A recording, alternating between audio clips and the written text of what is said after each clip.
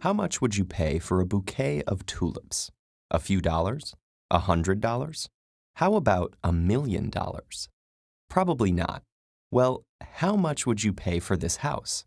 Or partial ownership of a website that sells pet supplies? At different points in time, tulips, real estate, and stock in pets.com have all sold for much more than they were worth. In each instance, the price rose and rose and then abruptly plummeted. Economists call this a bubble. So what exactly is going on with a bubble? Well, let's start with the tulips to get a better idea. The 17th century saw the Netherlands enter the Dutch Golden Age. By the 1630s, Amsterdam was an important port and commercial center. Dutch ships imported spices from Asia in huge quantities to earn profits in Europe. So Amsterdam was brimming with wealthy, skilled merchants and traders who displayed their prosperity by living in mansions surrounded by flower gardens. And there was one flower in particularly high demand, the tulip. The tulip was brought to Europe on trading vessels that sailed from the east. Because of this, it was considered an exotic flower that was also difficult to grow since it could take years for a single tulip to bloom. During the 1630s, an outbreak of tulip-breaking virus made select flowers even more beautiful by lining petals with multicolor, flame-like streaks.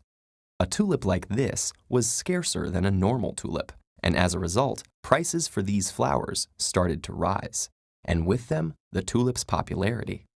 It wasn't long before the tulip became a nationwide sensation, and tulip mania was born.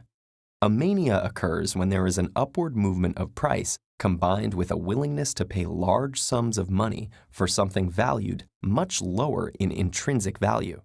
A recent example of this is the dot-com mania of the 1990s.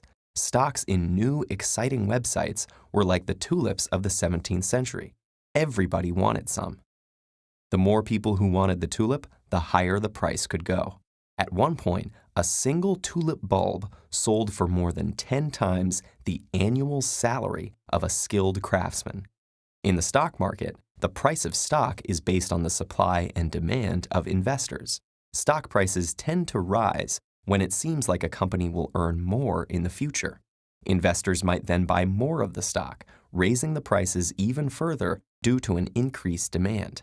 This can result in a feedback loop where investors get caught up in the hype and ultimately drive prices far above intrinsic value, creating a bubble.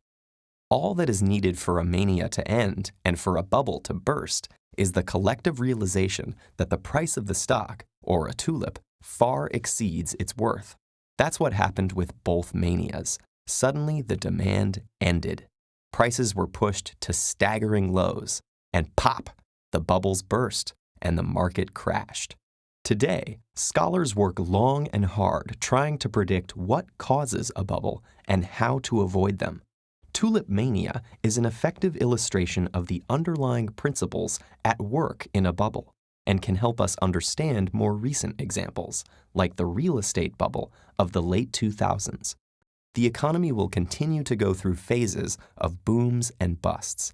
So while we wait for the next mania to start and the next bubble to burst, treat yourself to a bouquet of tulips and enjoy the fact that you didn't have to pay an arm and a leg for them.